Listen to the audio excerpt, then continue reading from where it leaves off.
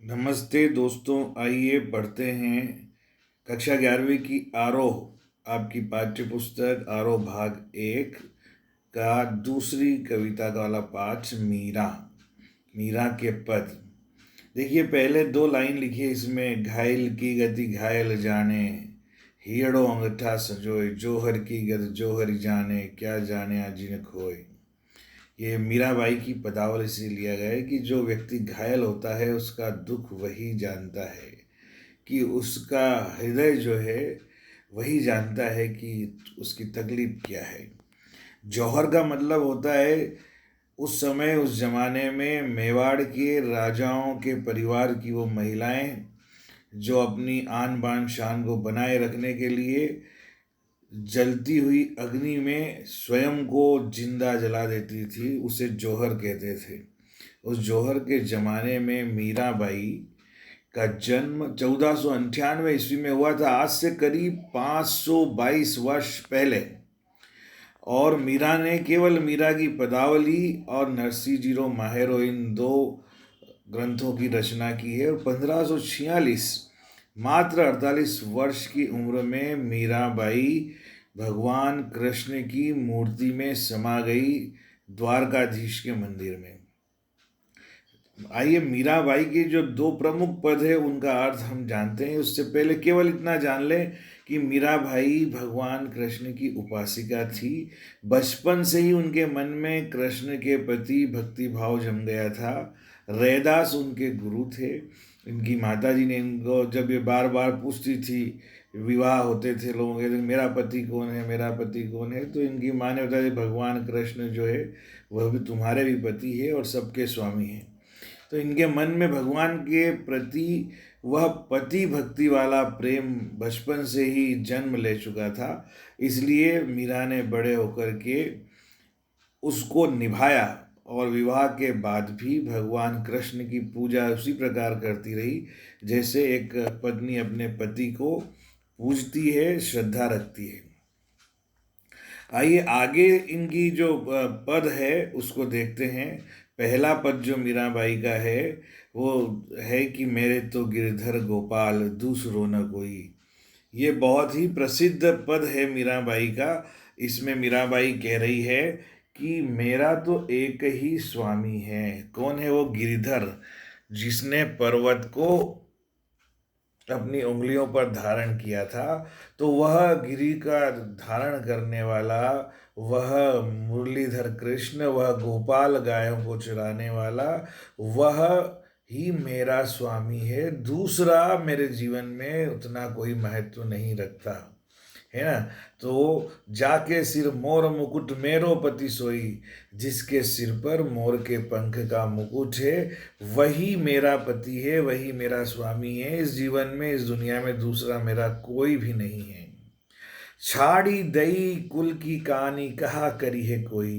बोले मैंने तो उस गोपाल के लिए, उस कृष्ण के लिए छाड़ी दई यानी छोड़ दी, कुल यानी अपने वंश की, कहानी यानी मर्यादा, मैंने अपने वंश की सारी मर्यादाओं को उस कृष्ण के लिए, मेरे अपने, जिसे मैं अपना स्वामी मानती हूँ, उसके लिए मैंने अपने सारे कुल की मर्यादाओं को त्याग दिया है। कहा करिए कोई, अब कोई क्या कर सकता है। संतन ढिग बैठी बैठी लोक लाज खोई। संतों के पास में, ढिग यानी पास में, संतों के पास में बैठ बैठ करके मैंने जो सामाजिक मर्यादाएं थी, लोक लज्जा, उसको खो चुकी हूँ। मेरी नज़रों में वो लोक लाज नहीं है। उस समय के ज़माने में जो सामाजिक मर्यादाएं स्त्रियों पर थी कि बाहर संत लोगों के साथ अकेले जाकर बैठना नहीं, संतों के साथ बैठना नहीं, ज्ञान की बातें नहीं करना, परिवार की मर्यादाओं में रहना, पर्दे में रहना, घूंघट निकालना, तो ये सारी जो लोक लाज है, मीरा कहती है कि मैंने इनको खो दिया है और मैं संतों के पास बैठकर सत्संग करती हूँ। यह उनके कुल की, राज परिवार के कुल की मर्यादा के खिलाफ था। असुवन जल सींच सींच प्रेम बेली बोई, कि मैंने अपने कृष्ण की याद में, उसके विरह में, उस पति को पाने के लिए मैंने आंसुओं के जल से सींच सींच करके कृष्ण के प्रति अपनी प्रेम की बेल को बड़ा किया है।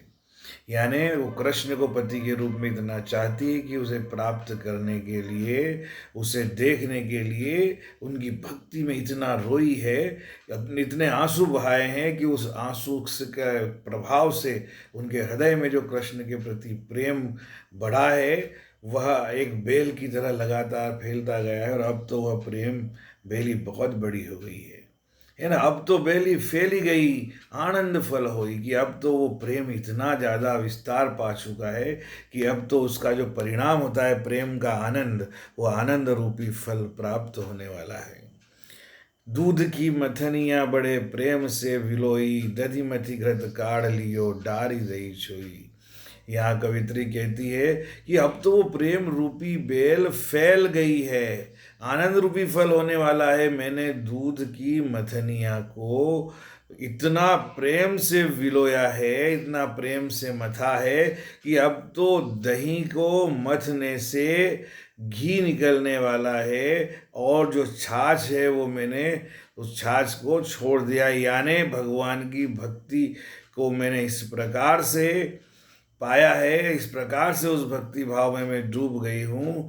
अब तो मैंने इस संसार में जो सांसारिक सुख दुख है उनको छाछ की तरह त्याग दिया है, और ईश्वर के प्रति प्रेम और भक्ति को उसी तरह अपना लिया है जैसे घी से दही, और दही घी जो है, दही से घी निकालने पर जो छाछ बनती है उसको एक तरफ रख दिया जाता है और घी को ले लिया जाता है, ग्रहण कर लिया जाता है। उसी प्रकार मैंने भी ईश्वर की भक्ति को अपने जीवन में ग्रहण कर लिया है।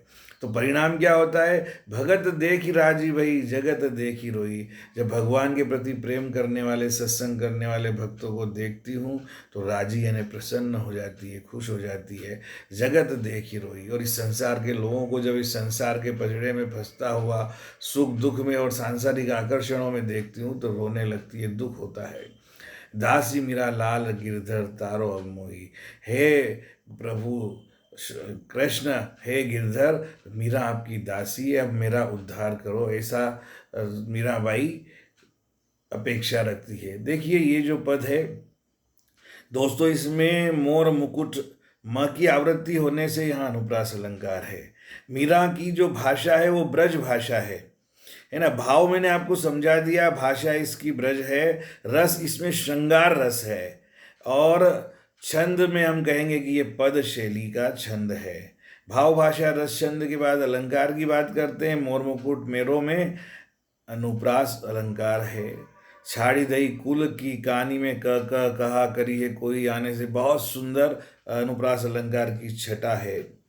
लोक लाज, यहाँ पर भी अनुप्रास अलंकार है। बैठी बैठी में पुनरुक्ति प्रकाश, सींची सींची में पुनरुक्ति प्रकाश अलंकार है।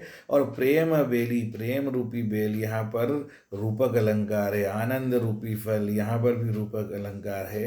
तो इसमें अनुप्रास, पुनरुक्ति प्रकाश और रूपक अलंकार की बहुत ही सुंदर छटा विद्यमान है। इस तरह के प्रश्न कई बार पूछ लिए जाते हैं, तो आप इनका जरूर ध्यान रखिएगा। आगे छोटा सा पद है दूसरा, इसको भी देख लेते हैं। पग घुंघरू बांध मीरा नाची, है ना।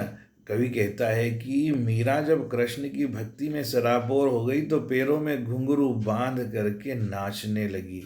किसी प्रकार की सांसारिक मर्यादा का ध्यान उनको बिल्कुल भी नहीं रहा। जो राजघराने की बहू थी वह सत्संग करने लगी और पैरों में घुंघरू बांध करके भगवान की भक्ति में नाच उठी। और क्या कहती है कि मैं तो मेरे नारायण सु आप ही हो गई साची।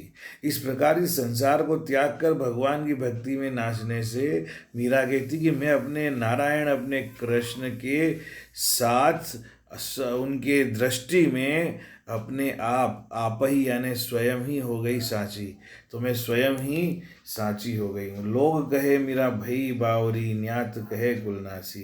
लोग कहते हैं कि मीरा पागल हो गई है। ये जो बावरी शब्द है, बावरी का मतलब होता है पागल, है ना। तो बावरी अर्थात मैं तो पागल हो गई हूँ, और लोग ऐसा कहते हैं। न्यात कहे कुलनासी, न्यात यानी परिवार वाले, कुटुंब वाले लोग कहते हैं कि ये तो कुल का नाश करने वाली हो गई है। मीरा ने तो सारी मर्यादाओं को छोड़ करके कुल का जो है नाश कर दिया है, कुल को डुबोने का काम किया है। विष का प्याला राणा भेजा, पीवत मीरा हंसी। इसलिए उस समय जिस राज परिवार की बहू मीरा थी, उस राजा ने, उस राणा जी ने इनको मारने के लिए विष यानी जहर का प्याला पीने के लिए भेजा। तो पीवत मीरा हंसी, भगवान कृष्ण का नाम लेकर मीरा उस जहर के प्याले को पी गई। लोग ऐसा कहते हैं कि उसका कोई असर नहीं हुआ, तो मीरा प्रसन्न होकर हंसने लगी और कहने लगी कि मेरे तो प्रभु गिरधर नागर, मीरा के प्रभु गिरधर नागर, सहज मिले अविनाशी। अर्थात गिरधर और नागर जो भगवान कृष्ण है, मुरलीधर कृष्ण है, वही मेरे प्रभु है और मुझको सहज ही, बहुत ही आसानी से, सहज भक्ति से वो मिल जाते हैं, जो अविनाशी है, जिनका कोई नाश नहीं कर सकता। यह मीरा का दूसरा पद है और इसका अर्थ आपको बताया। कुलनाशी अर्थात कुल का नाश करने वाली। कहे कुल क की आवृत्ति जहाँ है वहाँ पर ये हमारा जो है अनुप्रास अलंकार है। ठीक है, इसमें बहुत ज़्यादा अलंकार नहीं है, लेकिन भाव मैंने समझा दिया है। भाषा इसकी ब्रज भाषा है और रस इसमें भी श्रृंगार रस है, छंद में पद शैली है, अलंकार में अनुप्रास अलंकार है। तो इस प्रकार से मीरा के दोनों पदों का अर्थ आपको समझा दिया। विद्यार्थियों, अगले वीडियो में, मेरे अन्य वीडियो में आप मीरा के इस पाठ के, इस कविता के, इस पद्य के प्रश्नोत्तर